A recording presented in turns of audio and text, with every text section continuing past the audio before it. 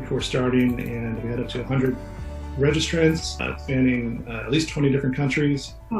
Always nice to see that. Thank you again for joining us. I'm just doing a quick screen share here to show the KMI website, and just to remind folks who are new to us where you can go to get more content like this, free webinars, other presentations that we've loaded over the years from conferences that KMI produces. And if you just span over to the webinars header and then come down, there's the KMI Webinar Series, second from the top. And this is where we'll load John's webinar as well as others that we're doing. So do check that out when you can. And of course, the main website itself, it's kminstitute.org. And we'll have the recording of today's webinar posted here shortly. So I want to hand this over to Dr. John Lewis. John and KMI go way back. He's been a featured speaker for us on many occasions. He's an instructor, coach, author of all things knowledge and information management, but he specializes in a few of those items, and he'll be exploring one of his specialties for us today, which is story thinking, not to be confused with storytelling. And John will get into that. And I wanted to flash real quickly his book that was recently published that we're excited to help endorse. But it's Story Thinking, Transforming Organizations for the Fourth Industrial Revolution. So I will go ahead and now I'll hand it over to you, sir. All right, thanks, Eric. Let me go ahead and share my screen.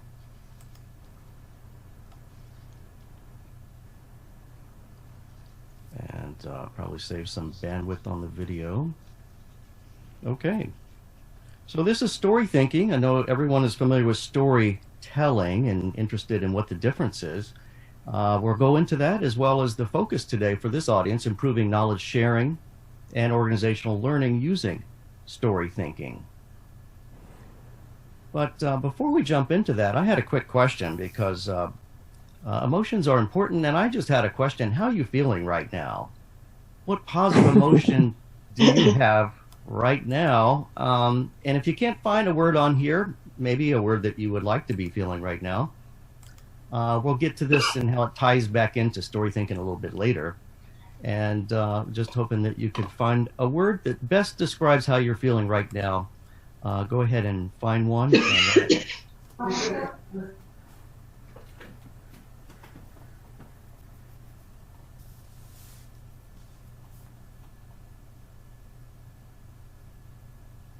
Okay, I think we're back. All right, so pick an emotion, and we'll come back to this and see how it ties into story thinking in a few slides. All right, let's go into the presentation. I like this quote from Carl Jung. He says, you're in a story, whether you know it or not. Not you're telling a story, but you're actually in a story. The interesting thing is that every conversation, decision, and activity happens somewhere in a story. And we're in a story. So that brings up a couple of questions. The first question would be this one, which is, wait, what? Yeah. Is the sense-making pattern of stories just for how we should talk, or also for how we should work? There's plenty of great content related to storytelling, and even how it relates to KM, and that's fantastic content. But today, we're going to look at this question and how to answer it from the standpoint of using the story pattern for how to work. Okay, why would we do that? Well, we know from neuroscience that we are wired for stories, the story pattern, when we're presented with a story pattern, not necessarily storytelling, just the pattern itself. And in the past, what we've done is used industrial age prescriptive models for working and learning, and then we would talk about how it's going using story patterns. So we would be taught to work using a model like plan, do, check, act, or some other prescriptive, here's how to do it model. And if it's not working, then we would go over and huddle and talk about it using storytelling, using a sense-making pattern on how it's going. And then we will go back to work using some old prescriptive model. So what is story thinking? It's saying in the future, going forward, I've got an idea. Why don't we actually use this sense-making pattern for stories to actually design the working and learning environments? And that's the difference between storytelling and story thinking. So the game plan for today, let's take a look at that pattern of stories. We'll look at stories and emotions, organizational knowledge implications, comparing change models, a handful of sidebars, a quick summary, and conclusion. So what is the pattern of stories? Aristotle said there's a beginning, middle, and end, but I think we need a little more detail than that. If you do a cognitive task analysis or talk to someone and they'll walk you through a story, it sounds something like this. I was doing my normal routine, then something out of the ordinary occurred. I needed time to figure out what had happened. And then I got an idea. I worked on my plan, and finally, success. Now I have a new and better routine. Or in the movies, they say they lived happily ever after.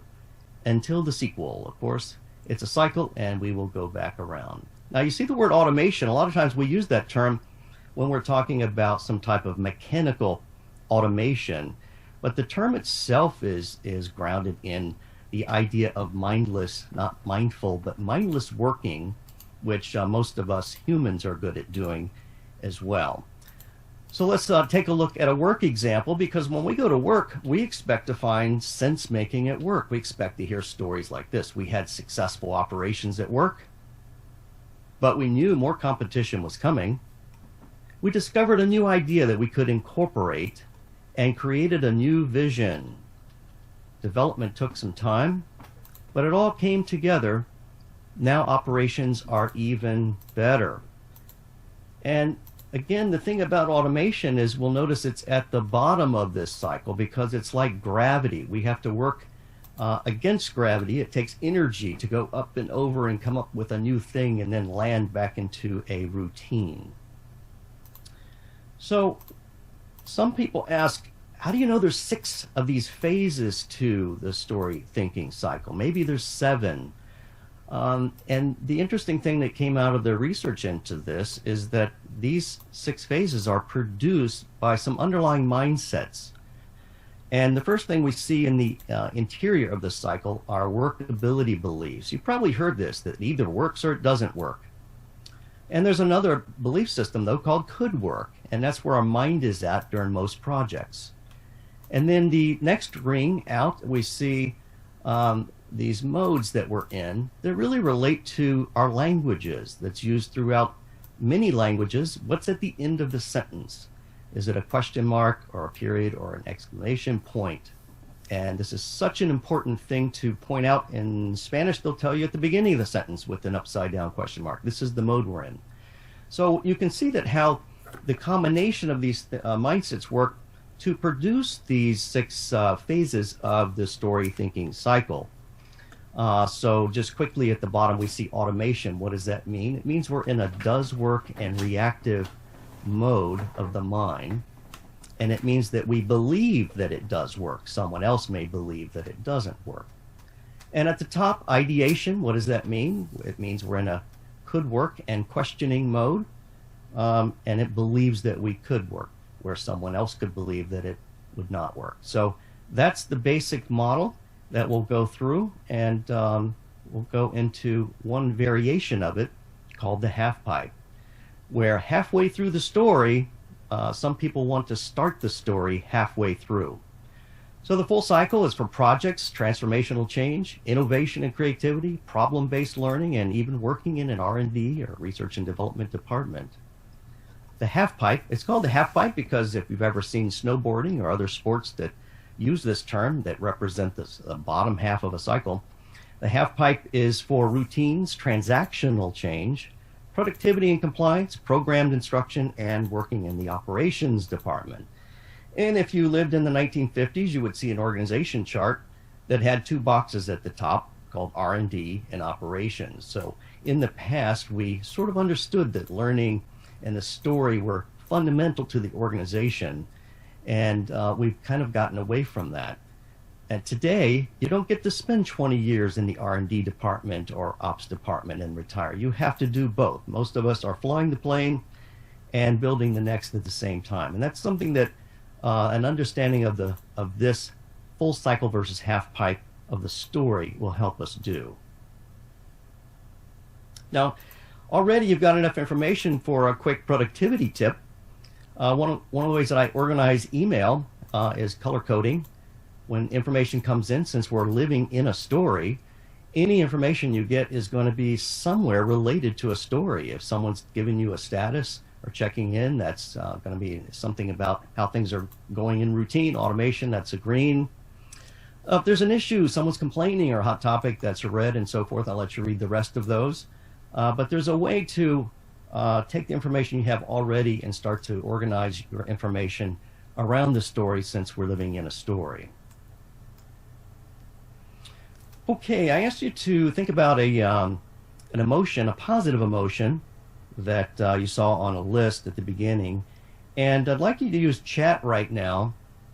Find your chat box and don't put the emotion in, but if you thought the positive emotion that you found was either content, helpful, confident, or happy, go ahead and type in automation. Type in the phase that you're in the story. And we'll see the negative ones over there. We're not going to go there today. We'll stay positive. So type in automation if you see one of the positive terms that you decided is how you're feeling today. All right, what if you're here? What if you are here in disruption?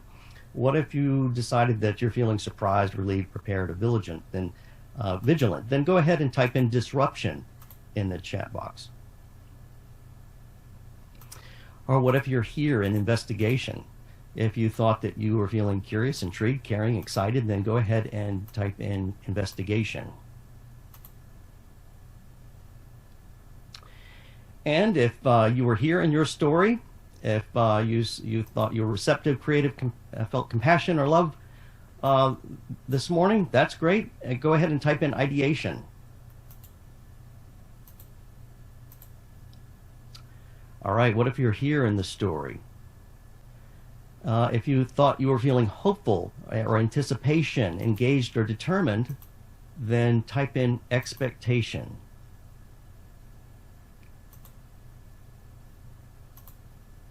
Okay, and now, if you were feeling trusting, proud, joy, or gratitude, type in affirmation. Okay, and hopefully we'll get a chance when we're done here to get a look. It'd be interesting to see where most people are in their story today. Okay, now some of you may be familiar with this book, The Structure of Scientific Revolution. Thomas Kuhn challenged the scientific community with a new description for how learning occurs. Learning involves periodic revolutions when the current model cannot be maintained. Up to that point, people thought that we were always standing on solid ground and just continuing to add to the body of knowledge. And what Thomas Kuhn was saying is that that doesn't appear to be the case for how learning happens, at least in the scientific community. He was actually describing learning more broadly. He only needed to give the example of what happened to Newtonian physics when a guy named Einstein came along. You see, we try to model something, manage it, measure it, make sure that it works, and then we just want to maintain. Again, like gravity, we'll just stick with it. That's how we'll think about it. That's how we'll operate. And we'll try to maintain it even into disruption in our organizations. We might try to maintain disruption with workarounds or just living with it. But at some point, there's too much disruption. We can't live with it. And that's the beginning of the revolution, where we decide to go back into the full story cycle and muse, and begin to really investigate it again, come up with a new theory or model, and go through that process. And that's what Einstein did. In his case, the planet Mercury, which is really close to the sun, affected by a lot of the gravitational forces, was not really obeying Newton and his predictions about where planets would be. So that disruption required finally coming up with a new model, which Einstein did, waiting for a solar eclipse for the measurement, the affirmation of the idea, and now we're living in a state of maintaining his ideas. Will there be a sequel to his ideas? Can things go faster than the speed of light? I think there will be a sequel, but that's beyond the story today. Now, the interesting thing about this picture that we have of the story thinking cycle is that it doesn't take 100 years now for us to go through this type of thinking. In fact, it looks a whole lot like a product life cycle, where every year the disruption that we just can't deal with anymore is that my iPhone has gotten too slow. And so we expect these revolutions, a whole new model to come out every year on a yearly basis as things have been speeding up as we go forward.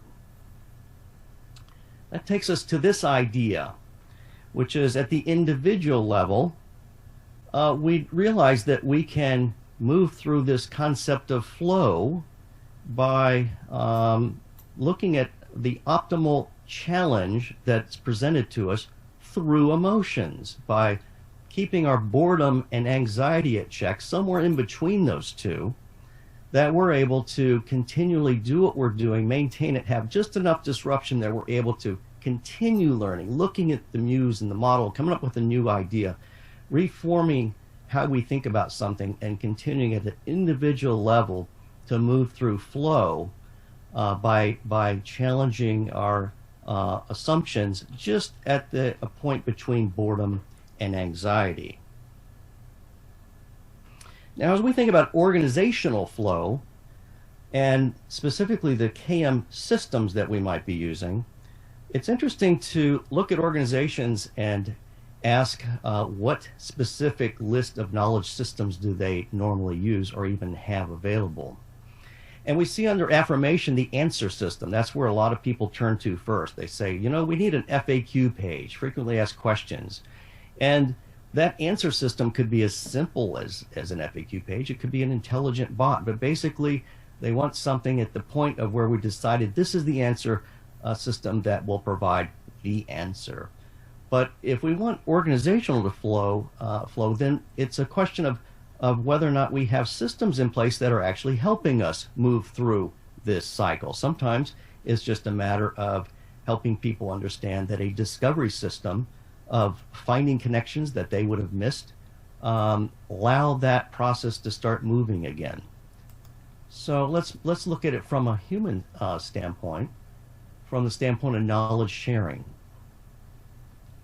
Well, sometimes we have a knowledge sharing session and we get people together and say, hey, share your knowledge. And a lot of times it sounds like this. Here's some things that I do, and I can show you how I do it. Great, show me what you do. And without any additional information about what would be useful for the organization, that's how a lot of knowledge sharing sessions go. But it works out much better if we think through the lens of story thinking and also ask, you know, here are some risks and issues that we have. What do you do? Here are some things we're looking into for discovery and analysis. Here are some ideas we're considering and our ideation process. Here are some things we are developing and our progress. And here are some evidence-based resources. That expands the amount of information that we're going to give and completes a picture for us in knowledge sharing. One of the things that we can do when we're in a knowledge sharing session is individually be sure to include knowledge from all 6 phases as we just talked through. Another thing we can do is think about who we're teaming, the people that we're putting together to share knowledge. So number 2 says use color codes to find someone with your same phase interest. And number 3 says find someone with the opposite phase interest. Why would we do that? Well, we know there's a thing called emotional tension in the organization, and it's used actually to generate the energy for change. Rather than calling in HR because there's a disagreement, it works out much better to understand the healthy tension from emotional tension, because we need to be looking at how the story is built with these innate tension points, with automation versus ideation, because we need to keep our feet on the ground but also reach for the stars.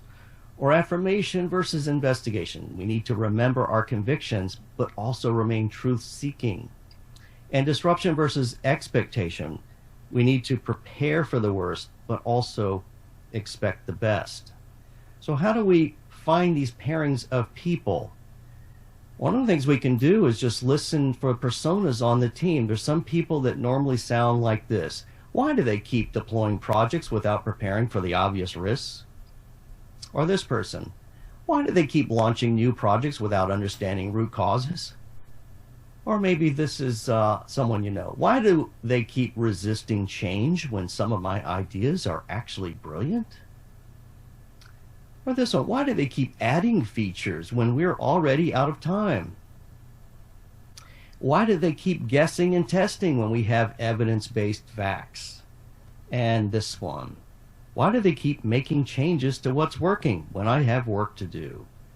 Now, we've probably all said these different things at different times. The point really is that each of us have a particular location in the full story cycle where we call home, that we'll come back to. That's going to be the place that is our preference.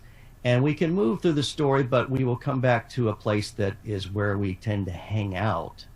And we can do a survey and find out where each person is, and even build a, well, here's an example team mix, a view of the team to see what your team looks like. If you have the people on the team that's going to help you move through the entire story thinking cycle. So this is an actual example. The names have been changed, but we notice over on the left there's a guy named Larry Jones who had a preference for, spreadsheets and continuing to look into something, continuing to look at root causes. The group on the right, building something out, they were happy to do that, but they kind of viewed Larry as someone who would come in at the last minute with requests after the project's already started. And we asked him what happened to Larry. Well, we got rid of Larry. Why is that? He wasn't a good team fit. And you find out that you have that kind of language in an organization when there's not a really good understanding that what the organization is about is living a story, and that each person probably represents a piece of that story, and you need to have their voice in the organization.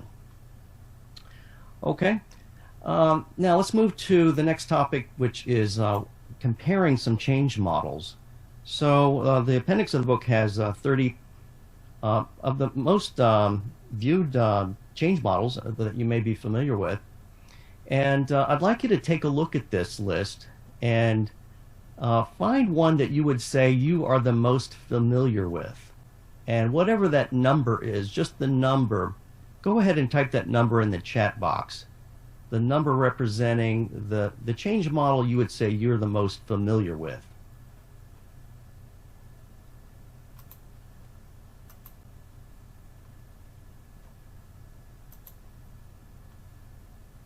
Okay. Now, we won't have time today, obviously, to compare all of these, the comparisons in the book, but we're going to hit some of them to give you an idea of what I mean by comparing these existing, usually prescriptive models to the story thinking cycle. So here's a quick comparison. On the left, we see the scientific method: make observations, ask questions, formulate a hypothesis, test predictions, draw conclusions, and communicate results. The scientific method sort of makes sense. Those are the steps. Why do we use them? Why do those steps sort of make sense? Because they sort of follow a story. In the middle, we see how training usually works halfway through the story, where we've already figured out what we need to do and compared different ways to do it and decided here's what we'll call it and how we'll do it. We start training at that point and say, here's what you'll do, because we'll show you and see how quickly you can move into a state of automation. So it does align to the half pipe of story thinking. And on the right, agile really basically just means that there's two arrows. The idea of agile methodology means we can not just move in a waterfall or linearly, but as we're moving through the steps, we can back up and then move forward again. So these ideas sort of work and map in this way. I'd like to look at some of them in a little more detail. This one's called design thinking. Most people are familiar with design thinking, and we're drawn to this model. And there's a reason for it, because it sort of makes sense. Why does it make sense? Because the steps that they've given us somewhat align to the story pattern. They empathize with what someone's trying to do, with what's working and not working, define, ideate, prototype, test, and then implement a new way of doing work aligns to story thinking. Or maybe you're familiar with Six Sigma. It's an approach to reduce defects in manufacturing processes using the DMAIC thinking model. DMAIC stands for define, measure, analyze, improve, and control. And if you're certified in Six Sigma, as I am, you would know that most of the training time is on step number 3, learning to find and use statistical methods to find root causes. For the purpose of what? Reaching the end control in a state of automation to be able to reduce production variations to less than 3 defects per million units. So it's a manufacturing thinking model. Doesn't give us a whole lot of information on what the I means for improve. As you see, it's like come up with an idea, roll it out, test it, but that's not the focus of this model. And this model, maybe a decade or so ago, was used in a lot of organizations, and some companies even threw it out because it was negatively affecting their innovation. They weren't sure why, but now it's easier to understand why that is, because the types of questioning that was going on in an investigation was not the types of answers you would be looking for when you're in innovation. Let's take a quick example that this is an innovation model or frugal innovation, which basically just says be bold and when defining disruption, seek available in investigation, find things that are low cost, high access items, and repurpose. So that's a way of thinking through the cycle with some different questions that you would be asking at those stages. And you could basically invent Uber with this, thinking that people would have phones and cars and repurposing them. Okay, let's quickly look at policy making now, not to talk about government, but basically what is a policy, a mandated routine. So if we say to the kids, okay kids, from now on 10 o'clock is bedtime, that's a new policy, that's a mandated routine. So just to make sure that we're not talking about politics, as I say, policy making is mandatory, politics is optional. When we understand the pure knowledge of base of what a policy is in the policy-making process that follows the story thinking cycle, it looks like this, that basically there's a complaint of some sort, the disruption. We research into it, come up with ideas, and at some point make a selection, a particular idea to be selected. That's number 4. Notice that it says here, submit bill is really not the first step. And interestingly, we find out that we teach kids that the first step to create a new law is to submit a bill. Obviously, some things happened before that. There were other improvement ideas. There was some research into the problem and even a recognition of who was complaining, what party was complaining. It could have been the party you could have predicted because of the current trade-off decisions that were put into place. So this gives us some insight looking at our current methodologies and prescriptive steps that we follow by mapping them against the story thinking cycle. Now here's one you may be familiar with if you've worked in healthcare, whether you're a nurse or doctor, they're taught this mental model called SOAP, which is Subjective Objective Assessment Plan. And even if you've seen a doctor and you see this little computer that they're typing in, it's a documentation system, a little knowledge management system where they're keeping track of the subjective portion of the visit. When I came in and I said my knee was hurting, I'm going to type that in. The objective, the healthcare's initial provider's initial observation, was I limping or not, to maybe validate that. And then assessment. Okay, do I need a blood test or X-ray? What do I need to do to come up with a plan, a strategy for treatment? But when you map SOAP, this is the healthcare's mental model against story thinking, you realize it's an incomplete mental model. And I have some stats there. You can see I do believe it's in part related to the medical errors that we find because we're not able to build smarter KM systems to support the operations.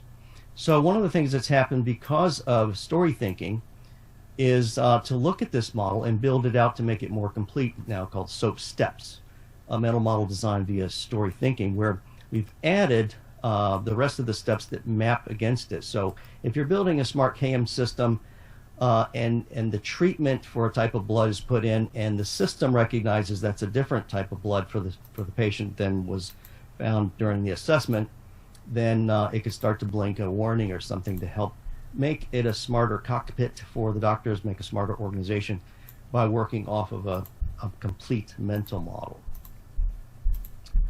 Okay, and so another thing that came out of the research is, and this model has been around in academic papers and then came out in a book last year, of, okay, if these are all prescriptive models and then we're mapping them, what happens if you've actually studied story thinking and positive psychology and the latest thinking about change and wanted to build a prescriptive method?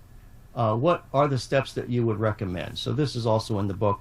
It's a model called ILETM, and it stands for identify opportunities, not just the problems. Look into gap analyses, not just analysis. It's not just a root cause, but sometimes it's root factors in combination. How to envision the solution, not just be creative, but there's tools that we can use there. Develop the solution, evaluate trueness, and then how to maintain status quo while continually looking for opportunities. So that's a prescriptive model on leading change and continuous improvement based on story thinking. All right, let's go into some sidebars. Everyone know what a sidebar is? If you've read a magazine, sometimes there's an article, and over on the side, there's a short article about something somewhat related to the main story, but just off to the side, called a sidebar. And usually in instruction and presentations, we don't use sidebars because an instructional designer would tell you, and I can say this because I used to be one, well, you have to have a learning objective if you're going to talk about it. And if you talk about it, you have to have a learning question. It has to be evaluated, and all of that. That creates silos, and that creates half-pipe thinking and half-pipe learning and half-pipe learners. So we want to tie things together. We want to start to connect more ideas for understanding and connect more neurons, basically. So as we're looking right now, as most of you know, probably redesigning education. This is an idea that I'd put forward that we can borrow from another field, the idea of sidebars. So let's hit a handful. Saturn, disruption is probably an opportunity, cultural KPIs, Fourth Industrial Revolution, and organizational learning. Let's go way out there on the first one, way out there. Did you know that Saturn's North Pole looks like this? I thought this was interesting. A hexagon is a fundamental shape, and this was information coming out about the time that this model was being developed. Did you know that innovation starts in disruption, not ideation? A lot of people say, well, when I get to ideation, then we'll be creative and come up with something new. In fact, it's at that initial reactive disruption thought that you have that will send you into the right direction, asking the right questions during investigation that will determine whether you end up with a new idea or not. So we won't have time to go through the 20 disruption archetypes today, but the key point here, and just as a sidebar, is if you leave with nothing else today, make sure you leave with the idea that disruption is not a synonym for problem. That many innovations started because of something that was unexpected or went wrong. And it was the way that we reacted to it and started asking questions about it that led to a new innovation. Did you know that key performance indicators that could be measured in your organization will relate to story thinking? So a cultural survey can show where opportunities for improvements exist, and you get an idea here of an actual organization of where they might have some improvements that would help them continue through an organizational flow by basically looking at some cultural practices. Did you know that we're in the Fourth Industrial Revolution? Now, there's already books and presentations just on this topic, but as a sidebar, I want to hit it from this angle. If you haven't heard this before, we'll hit it real quickly. The first revolution, and that's in the way of thinking about work, was based on steam and mechanical production. The second revolution was based on electricity and assembly lines. And it was using a process mental model, input, process, output. And unfortunately, we still have that mental model today. The third revolution was based on computing and online workflow. And now in the fourth revolution, it's based on intelligence itself and digital connectivity. And I believe will require us to move beyond a process mental model of work and move to a story mental model of work. Did you know that Peter Senge once said, fragmentation or making learning an add-on to people's regular work has probably limited more organizational learning initiatives than any other factor.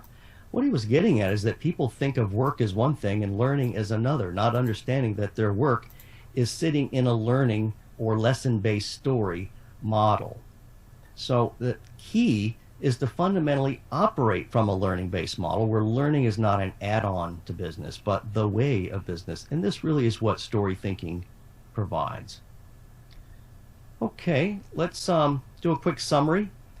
This book's been out for about a year, and there's talk about ways that people are using it, thinking about it, and some of the applications are here. The first one is knowledge sharing and strategy, which we hit today, was the focus of today, but there's others listed here. And it would be interesting and exciting to hear from you going forward on some other ways that you can find to apply story thinking. All right, a quick conclusion for today's topic. And I'd like to conclude by using just one more comparison model. This is called the mapping cycle. It's the way that we think about making and using maps. And it starts in disruption with this step one. Landscape has changed, people are lost. So the landscape, it could be changed because the people have moved somewhere. A lot of times the people haven't moved, it's just that the landscape changed. Sometimes you used to turn right at the light and there's a road there, and the next week you find out there's a golf course or a new man-made lake. So the landscape has changed. What do? We move into investigation where the landscape is surveyed, and 3, map designs are considered, 4, maps are developed, and 5, the maps are working and people are able to follow those maps. What happens ultimately, though, is we end up in a state of automation where directions are followed blindly. Just tell people, make a left and a right and a left. And the problem is you are here within the mapping cycle. Eventually, the landscape will change, and those blindly following directions will be lost. Well, guess what? Warning, the business and education landscape has changed, and those blindly following directions and prescriptive models from the past will be lost. Now, someone much smarter than me said, we cannot solve our problems with the same thinking we used when we created them. And I believe the new thinking maps are based on the sense-making pattern found within stories. So I say, welcome to story thinking. Now, remember, without a map, we are lost in geography and epistemology. And story thinking is beyond storytelling. It's really about living better stories. So I'm John Lewis, and here's my contact information and some of the things I help clients with as they strive to live better stories. So with that, I'm going to stop sharing, and we can go into a Q&A session.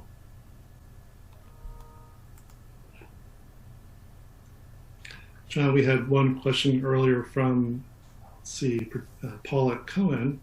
This is in reference to during the story thinking cycle slides that you shared. She asked about appreciative inquiry earlier here in the chat box. So if we could start with that. That's a fabulous question, and I go into that and use that term specifically. Positive psychology in general, but also in investigation, I give examples of appreciative inquiry in the way that we think about investigation. It's not just sort of what went wrong. What's the question that you're asking there? What went wrong? What's the root cause of that? Who's the cause of it? Whose fault is it? Those are ways of thinking about investigation, but the more powerful way, and proven to be powerful, investigation is appreciative inquiry, and that's included in that section for that purpose. And some powerful examples from NASA and so forth about ways of asking questions and ending up in a better spot. So that's that question is spot on, and definitely part of the story thinking cycle.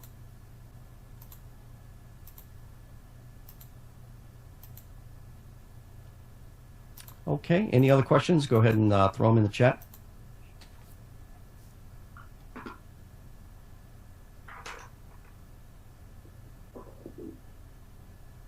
Let's see.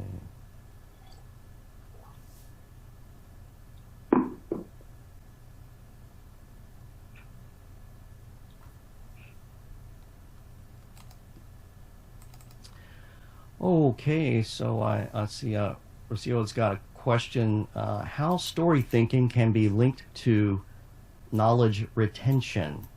Another great question.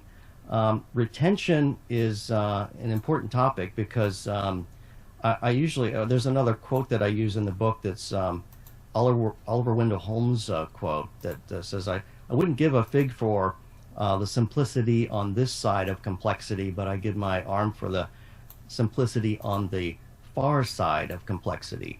And I describe that as elegance, understanding the retention of what we need to know, how we got there, what were the trade-offs when we said, okay, the bottom line is, after studying different ways, it's going to be a trade-off, but here's the 3 things to do. And what happens over time is the elegance of that knowledge of how we got there, the trade-off knowledge, the options that we chose from, goes away, and the elegance becomes simplicity again. And that's how history repeats itself, because the next generation of employees or the next generation come in and all they hear is just do these 3 things and we don't know why, forcing us to move through another story. So the idea of retention is very important. In fact, knowledge management plays a big role in helping us do that. A lot of it has to do with knowledge. It starts with knowledge capture. Are we really capturing the rationale that goes into how we reached affirmation that this is the way we're going to do it or what we're going to call it, and then how that's retained. And I think that over time, in the way that knowledge management groups work with training groups, that this information is brought down to just a prescriptive language, and that's how that elegance is reduced to simplicity and the knowledge is not retained. So I think it's a key point and a key part of the relationship of KM and story thinking. Let's see, got a few more questions coming in. Yeah, so what do you do when participants aren't willing to share? That's always going to be a common theme, and I think it has to do with incentives. So it's an incentives problem with understanding what an individual gets out of sharing knowledge, and whether they see themselves as part of the larger set or the organization. There is no set without singular. There is no singular without set. So to the degree that we help individuals understand that they are safe, that they are in an organization, they are part of the set, is part of how you help them find a rationale and incentive in participating in knowledge sharing. Let's see. Yeah, how would I apply story thinking in higher education? There's a lot of talks going on, as you can imagine right now, about sort of reinventing education. And I think that's a great question. It's happening right now. I would say basically a couple of key things I mentioned today. One of it is that we have to stop producing instructional designers. It produces half-pipe thinkers and half-pipe learning. In the 4th Industrial Revolution, you don't need to program people. You need to program AI. We need more people that can go through the full cycle, that are more innovative. So we need learning design, not just instructional design, and story thinking. In fact, there's a whole chapter in the book dedicated to the pedagogy that is the primary pedagogy of Bloom's taxonomy right now in education, that needs to be remapped to story thinking. So great question, and there's a lot of information on that. Let's see. Okay, I don't know the storytelling proposed by Steve Denning. I'm not familiar with his specific work, so I can't comment on that one. Any other questions?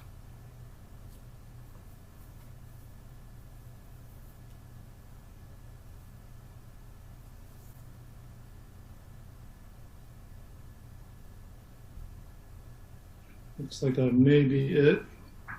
Okay, I'll just bring up my screen. Might give you some ideas or questions on how we move through the story thinking cycle at work, how it's different than storytelling.